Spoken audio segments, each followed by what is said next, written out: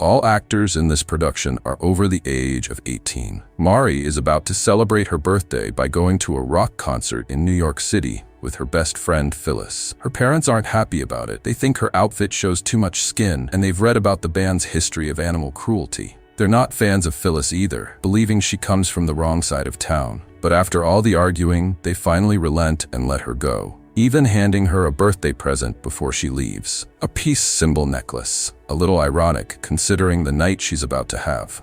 During the drive to the city with music blasting from the speakers, a news report interrupts. There's been a prison break. 4 seriously dangerous criminals are loose. First, there's Krug, serving life for eliminating a priest and 2 nuns. Then his creepy cousin Fred, known as Weasel, a convicted ex-offender. There's also Krug's girlfriend, Sadie, who helped them escape by taking out a police dog with just a kick. And finally, there's Junior, Krug's son, who's an addict. The report warns they're armed, extremely dangerous, and likely hiding somewhere in New York City. Authorities believe they'll try to skip town soon. Mari and Phyllis finally get to the city, all hyped up for the concert. To keep the party going, they grab ice cream and wander around, casually looking for someone who might sell them herbs. That's when they run into Junior. The sketchy stranger promises something better than what they're looking for, and sweet-talks them into following him back to Sadie's apartment. He introduces the other criminals as his brothers and sister. The moment they step inside, they're trapped. When Phyllis tries to fight back, Krug and Weasel punch her in the gut and proceed to assault her right in front of Mari, who can only watch in horror. Back home, Mari's parents set up a surprise party, but as hours pass, their excitement turns to worry. Their daughter never returns. By morning, Mari's father tries to reassure his wife that Mari is probably just enjoying her freedom in the city. But to be safe, they call the police. 2 indifferent officers show up, more interested in eating birthday cake than solving the case. They dismiss the disappearance, saying teens do this all the time. A deputy arrives, claiming he checked with New York cops and there's no record of Mari or Phyllis in jail or the morgue. The sheriff insists it's probably just a rebellious phase, but Mari's mother sees right through their excuses and is furious they aren't taking it seriously.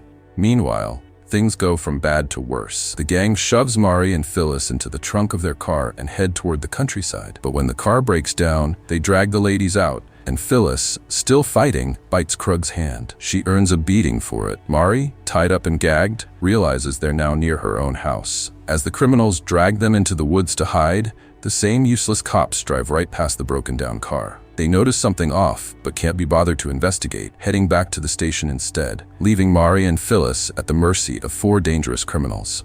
In the woods, the gang unties Mari and Phyllis and forces them to participate in their sick, twisted games. First, they make Phyllis wet her jeans. When she refuses, they cut Mari to coerce her, and she gives in. Then they order her to hit Mari as hard as she can. Junior, the only one who seems slightly uneasy with the physical violence, suggests the ladies should do it to themselves instead. The gang forces them to strip and touch each other. Eventually, Krug gets bored and wanders off to find something to cut firewood with, leaving Weasel in charge. Meanwhile, back at the police station, the sheriff and his deputy finally hear a radio alert about the fugitive's car, reportedly headed to Canada. They realize they messed up by ignoring the broken-down car near Mari's house. They rush back, but their patrol car runs out of gas because the deputy forgot to fill it up. They try to hitchhike. First, some hippies turn them down. Then an old chicken farmer named Ada says they can only ride on her roof. Well, that's not gonna work. In the woods, after Sadie assaults Mari, the 2 ladies are finally allowed to get dressed again. Phyllis whispers to Mari that she'll run to distract them. She takes off, drawing Sadie and Weasel after her, while Junior stays behind to guard Mari. Scared but thinking fast, Mari tells Junior he doesn't have to obey his abusive father. Her own dad is a doctor who could help him with his addiction. To prove she means it, she gives him her peace necklace.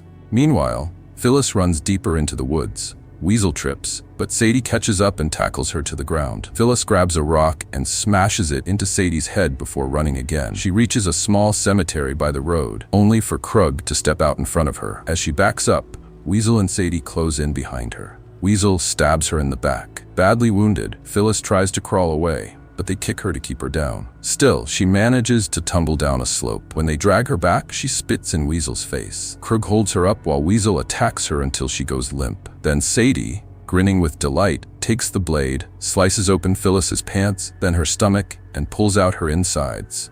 When Mari finally convinces Junior to let her go, the rest of the gang returns. Mari asks about Phyllis. Krug responds by showing her Phyllis's hand. Mari screams as Krug carves his name into her chest and then assaults her. Broken and barely conscious, Mari vomits and stumbles toward the lake in a daze. The gang watches as Krug fires at her with a pistol. Her body collapses into the water, floating motionless on the surface. Even for these depraved criminals, eliminating their last hostage unsettles them, only for a moment. They clean up, change out of their stained clothes, and head to the nearest house, Mari's own home.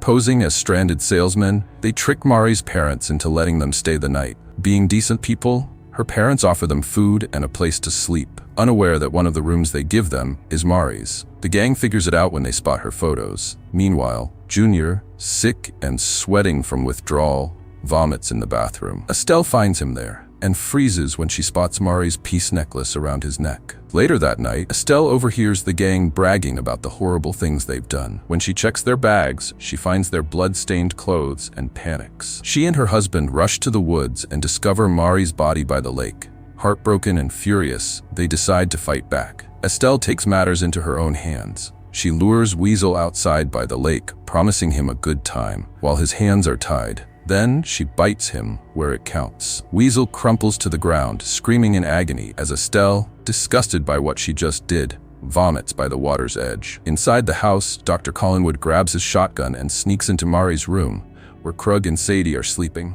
Krug notices and flips off the lights. The doctor fires, but the blast only grazes Krug as he runs into the living room. He turns the tables on the doctor in a fistfight, until Junior appears, pointing a gun at his own father. Krug plays mind games with his son, manipulating him into turning the gun on himself instead.